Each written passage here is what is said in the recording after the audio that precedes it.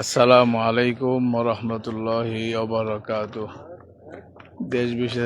দেশ ও বিদেশের প্রবাসের সবাইকে সবার সুস্বাস্থ্য কামনা করে আলহামদুলিল্লাহ মদিনা রাসূল সাল্লাল্লাহু আলাইহি ওয়াসাল্লাম রাসূলুর রওজা মুবারক ওই পাশে মসজিদ সবুজ গম্বুজ দেখা যায়।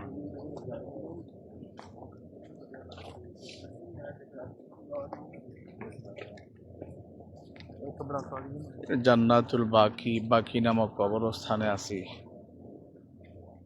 হাজার হাজার সাহাবী, অগণিত সাহাবীদের কবর এখানে শায়িত আছেন। ফজরের নামাজের পর বাকি কবরস্থানে ঢুকলাম মদিনায়।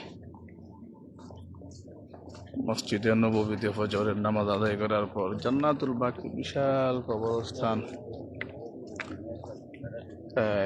আপনাদেরকে দেখানোর উদ্দেশ্য হলো আমাদের শিক্ষা গ্রহণ করা লাইভ থেকে, যে এই যে কবর, সাহাবীদের কবর আছে অগণিত সাহাবী, তাদের কবরের কোনো পাকা নাই, কোনো আলিশান নাই, মাজার নাই, গেট নাই, সামিয়ানা নাই, চাদর নাই, কিছুই নাই। সাহাবীদের কবর সমান, শুধু মাথার উপর একটা পাথর দিয়ে রাখছে, আর কোনো কিছুই নাই, চিহ্ন নাই।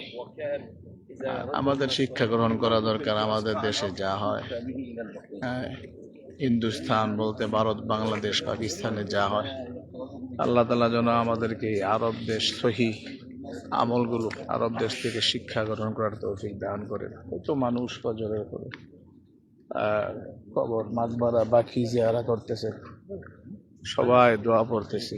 অনেক বড় মাকবারা, জান্নাতুল বাকি যাকে বলা হয়। আল্লাহ আমাদের সবাইকে মৃত্যুর কবরের প্রস্তুতি গ্রহণ করার তৌফিক দান করুক, আমিন। সবার কাছে দোয়া চেয়ে আজকের লাভ এখানেই শেষ করলাম। আল্লাহ কবুল করুক, আমিন।